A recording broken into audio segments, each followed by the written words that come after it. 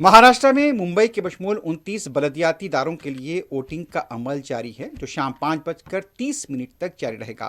इन इंतखाबात को रियासती सियासत के लिए इंतहाई अहम तस्वुर किया जा रहा है, क्योंकि तवील वक्फे के बाद शहरी बलदियाती इदारों के लिए अवाम को अपने नुमाइंदे मुंतखब करने का मौका मिला है।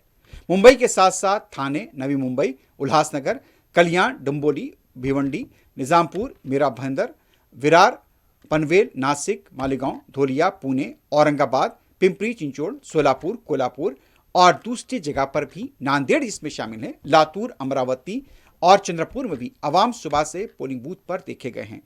यहां पर मुंबई म्यूनिसिपल कॉरपोरेशन के 227 वार्ड में तकरीबन 1700 उम्मीदवार मैदान में हैं, जबकि मुंबई में 1 करोड़ 3 लाख से ज्यादा वोटर्स अपने हक का राय दही के अहल हैं। वोटिंग के पुरअमन इनेकाद के लिए मुंबई पुलिस ने सख्त हिफाजती इंतजाम किए हैं। मुख्तलिफ मकामात पर नाकाबंदी, गाड़ियों की जांच और हसास मकामात पर इजाफी पुलिस फोर्स को तैनात किया गया है, ताकि किसी भी नाखुशगवार वाक़े से निपटा जा सके। इलेक्शन कमीशन की जानिब से वोटर्स की सहूलत के लिए इक़दाम किए गए हैं। ख़वातीन के ज़र इंतज़ाम पिंक पोलिंग बूथ कायम किए गए हैं, जबकि बुजुर्ग शहरियों और खुसूसी ज़रूरतों वाले अफराद की मदद के लिए रज़ाकार टीमें तैनात की गई हैं।